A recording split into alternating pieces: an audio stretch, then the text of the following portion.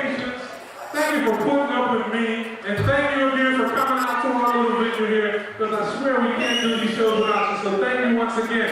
Ladies and gentlemen, from right here in Poughkeepsie, New York, even though this guy's from the Bronx, Freakswitch! Give it up for that guy!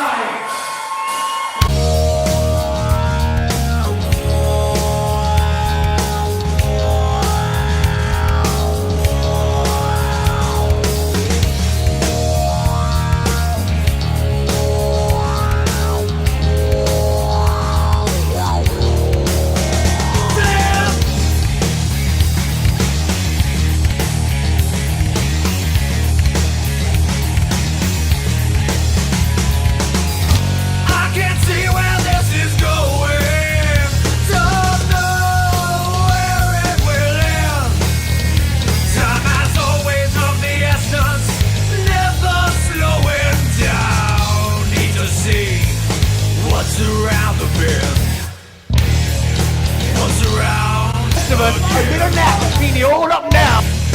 Once around. Push it, push it.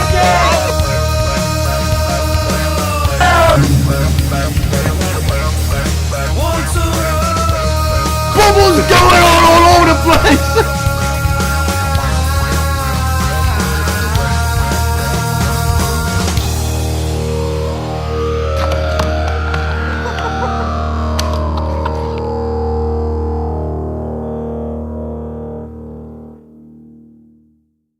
We are Freakswitch. We basically all met online through Craigslist. Actually, everybody's mic except me.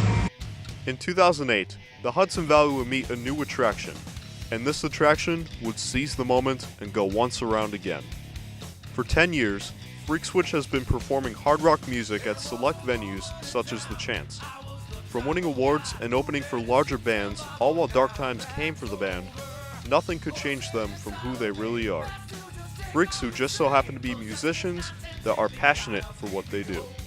Freakswitch is a collaboration and a freedom of expression. Let's put it that way. Freakswitch is obviously a band. It became much more than I expected it to. It was something I wanted to do just to pass the time, and rapidly became, much more important to me, and basically the social center of myself and all my current friends. So for that reason, if nothing else, it ended up being incredibly important to me. For me, it's just hitting that next level, taking it, a little bit outside of that extreme, flipping that switch, basically. The way the band was put together is kind of different than it turned out, but that's kind of the way things go in music and artistry and things like that. When I first first learned about the band, actually through Brian, I was listening to it as an outside person, as I wasn't a bass player as of yet. But I thought it sounded like a difference, a cross between, say, Godsmack and maybe a harder Audio Slave or something like that. I like the music in this band because it has good rock and roll, good hard rock riffs. The vocals, I like the lyrics in it. He tells a good story, Brian. And the energy is really cool. So that to me is a lot. And being in a band, I have to have a good groove, a good sound, and be comfortable. And these guys are great. Freakswitch began, it was originally Freakswitch because the band was being put together by Mike Kenny and Mike Polito, who were the ones who formed the band. Mike Kenny's vision of Freakswitch was that we were supposed to kind of be a wedding cover band kind of situation, and then the switch was that we also had a whole other part of our original stuff. But after we pretty much wrote our first song, it was like in a heartbeat. We wrote our first song, and all of a sudden the direction kind of started changing, that we need to concentrate rather than playing covers to we need to write our own stuff. Mike Kenny, I worked with his mother for a long time and didn't know him. I knew his younger brother, but I didn't know Mike. And what happened was I answered an ad for somebody looking for a drummer, and that's how I found Mike and Mike Kenny and Mike Polito. It's a funny way how all the circles come around, and it's a small world. There's a lot of people that all of a sudden you're like, you know so-and-so, and you know so-and-so, and that is key for things in the music business, is getting everything out there, because you never know who you're going to know. Eventually, lead vocalist Brian Amato would be recruited to the band, and before long they were already getting gigs throughout 2009 and 2010. Our early concerts, I want to say, were awkward. We were just trying to get in, and we didn't have enough time. We were an early band coming in. We were thrust into like opening for large headline acts at the Chance in Poughkeepsie, and we were just kind of thrown into the mix, and we weren't quite ready. Although as an artist, I'm never quite ready. You know, things happen. But the early concerts, they were a lot of fun, and we had a lot of exposure, and you know, it's all growing, and we still do that now. So The earlier concerts were weird for me because we came up here, or I came up here, and all of a sudden we were doing gigs at the Chance Theater, which was a larger venue that I'd ever had the chance to play. You would think coming up from the city that all the gigs in Manhattan and everything else that we'd have, you know, these great venues to play in. It wasn't like that. You had to be really big to get on a stage the size of this, of the ones that were available here. So it was eye-opening. You know, I thought we were just going to get together and jam, and all of a sudden there was photo shoots and big stages, and it kind of took off fast, and the next thing I knew we were like locally known. When we did our first album, we did this whole photo shoot thing, and I got to tell you, the experience was just flat out fun. We were in at the time, Mike Polito, his photography studio. We had stuff catered. We were outside, and it was just like, and you change this and change that, and it was like something that normally people don't do. It was a really interesting experience, from good to bad. Like my guitar player's guitar falling down 3 stories in a warehouse elevator. It was just a fun thing. We had a lot of fun with that. Yeah. Guitar. What's the guitar? Jesus. No. Oh yeah. We are Was there a so guitar not there? kidding. The first boom got me worried. I was The like, third one was scared that? me. And I was like, boom, boom. I was like, that was my guitar. Dude, I couldn't even believe it. I was like, that sounded like it fell far. In the wild, trying to find a wild Mike Kenny getting the elusive guitar, which evidently loves to live in the bottom of shafts for elevators. Now they're very, very rare, but Mike is the biggest hunter of guitars ever.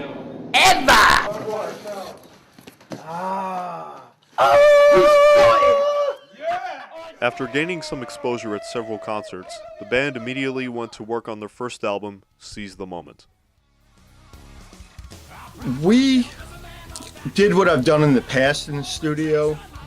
We all play together, and then we go back through and redo our parts. And it's kind of the formula that we started with then, and we were able to get through it. We had some people come in to do some good stuff on, extra tracks on our album, which was great. It was a really neat process.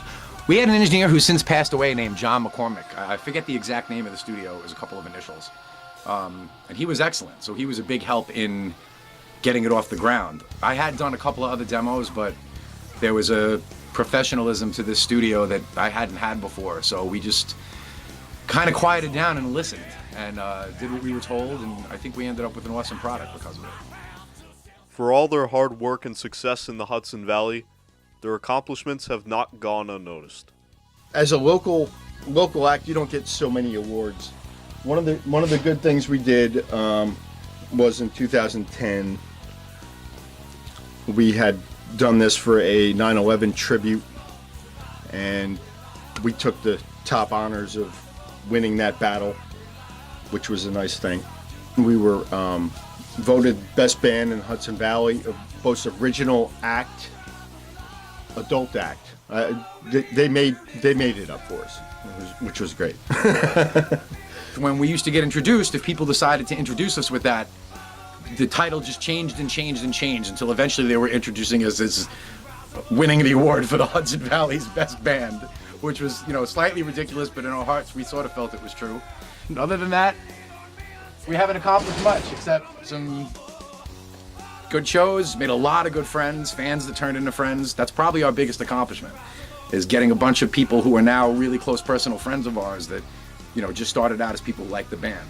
To me, that is a big accomplishment.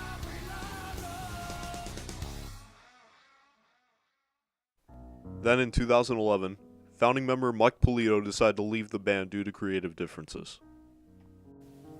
Well, Mike Polito, being one of the founding members of the group, just decided that the direction that the whole band was going in a whole was not where he wanted to go. And he basically said, this is not where I want to go, and so I'm going to be going.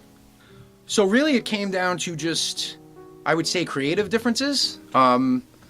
He would change his mind a lot about what he wanted to do, like we were going to do covers, we're not going to do covers. The band started to get heavier and heavier, which really wasn't his thing. He was into a different kind of music, and my voice definitely did not lend itself to all of the kinds of music that he was into or wanted to do. And it was amicable, everybody remained friends, but it was just time to move on. Us as artists, we have to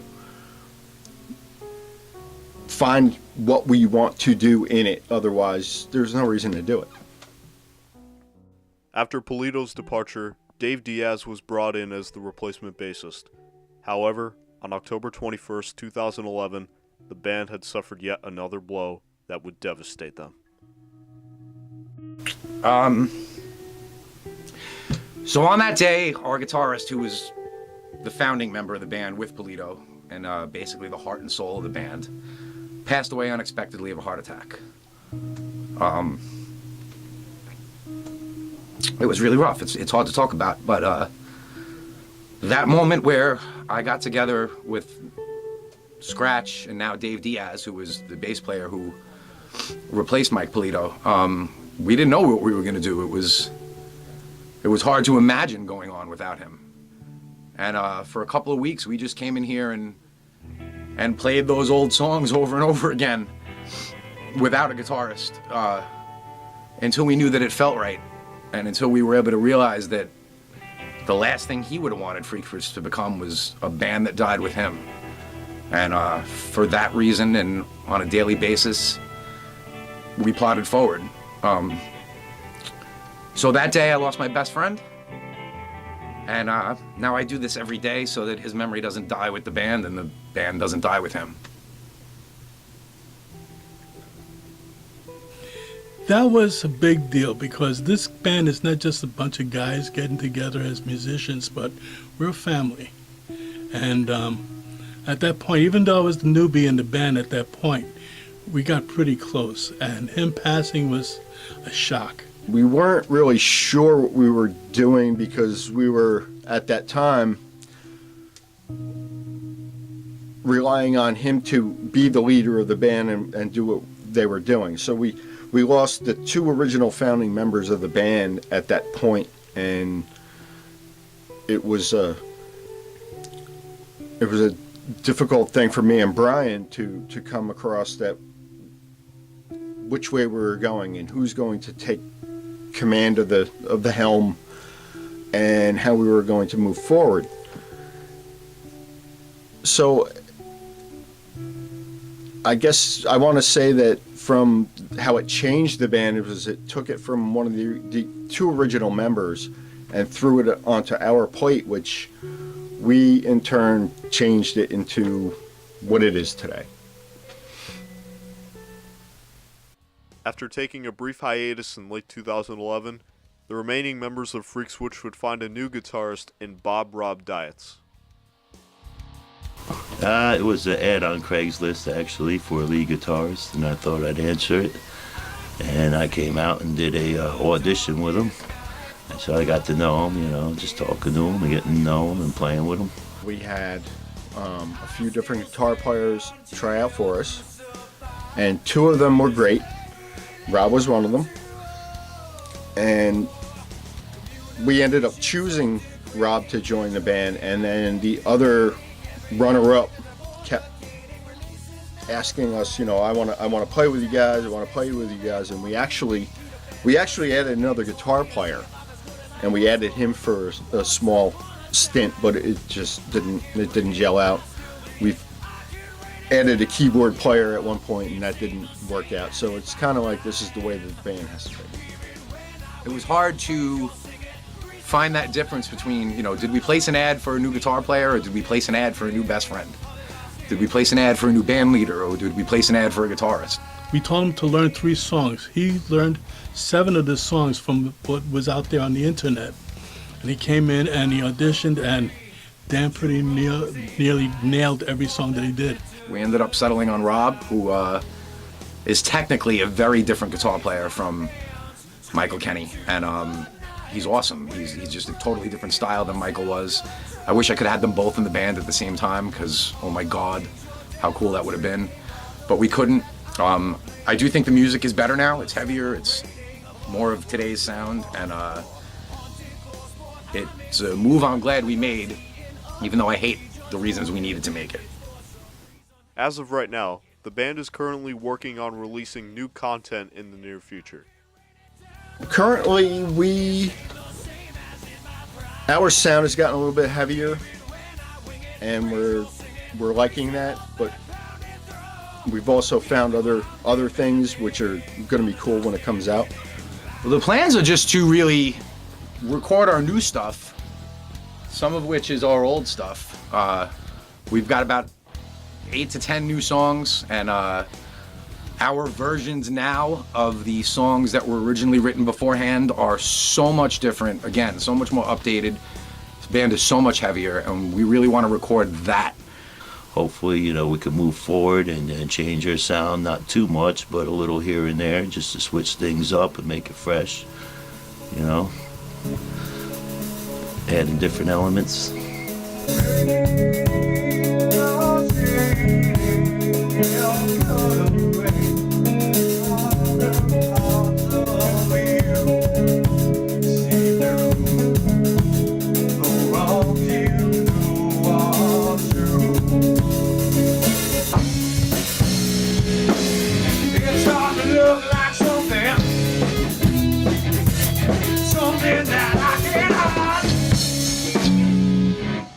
Take it to the top again.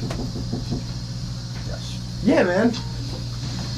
It's just a little unlearning. We gotta take out part of the file and reinstall the new file. Does that make more sense to you, sir? It does. Well, actually, it makes total sense to Dave. Dave's just been here being like, I'm playing these chords. With the band being as active as when they first started, is there a chance that there will be a second album? Yes, there is. We're working on it right now. We've started a while ago, but we were in somebody else's studio, and things just weren't working the way that we wanted them. So we brought it in-house now, and it took a while to set up all the stuff and get things running. There's always problems with mic cables and whatever else going on. But other than that, there's definitely going to be a second album. Between going out and buying the stuff to record it on our own, because in this day and age, it's supposedly easy to do that, but learning how to use everything, and 4 different chefs, you know, trying to make the same stew with their own sets of ideas, there's a lot of learning curve and a lot of banging our heads against the wall. That's currently what we're trying to do now, which is much more important than the tinier shows that are available to us. As soon as we, like I said, it's mainly a hardware and software issue what we're having right now, but the music is out there already. We have so much content to throw on there. The album is definitely going to be happening in 2018. Hopefully the sooner the better. We got enough songs. We've been talking about it. You know, we're seeing how they sound right now, putting them together in the studio, and just getting a feel for them and getting some tracks down.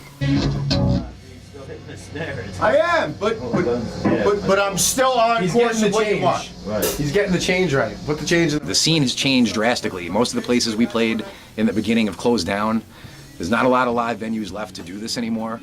So we feel if we have a product that we can push online and a product that we can push and actually hand people at the shows, that it's going to increase our fan base and hopefully lead to bigger and better venues, even if they're further and further away. So yes, there will be another album. When it will come out, I have no idea.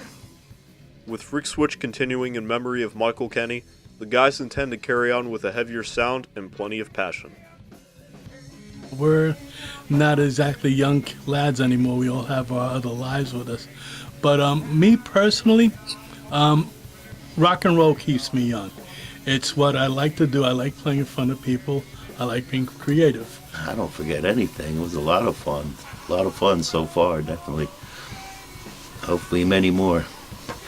I feel our music is very radio ready. Like if you hear it on the radio, it has good groove. You're going to be singing to it in the background, blah, blah, blah. And as soon as we get that out there, I think we can really flourish.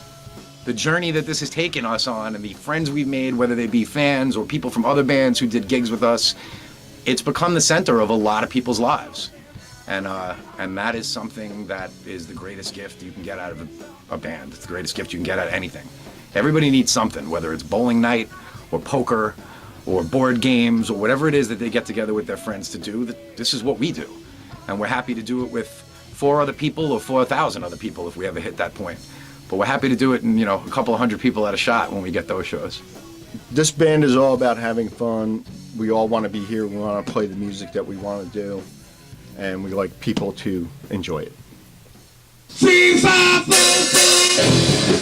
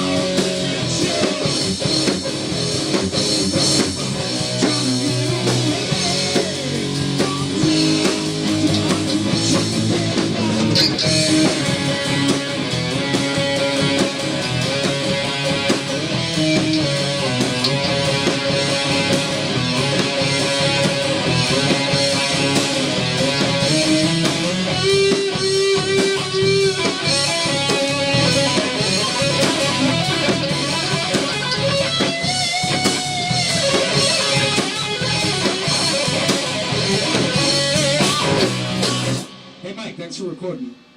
I appreciate it. It's pretty cool. Thanks. running round the wrong nerve.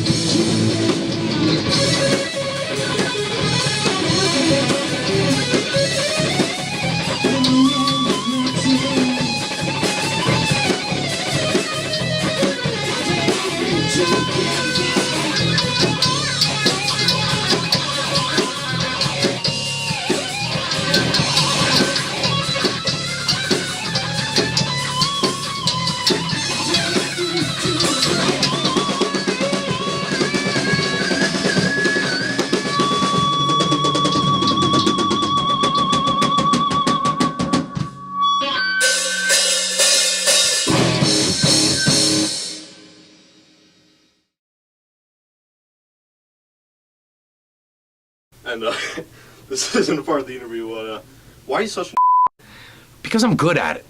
And Mama said stick with what you're good at. And if there's one thing I've always known that I can do, it's being an And if anybody needs lessons, I'm much better at that than singing, and I'm available anytime.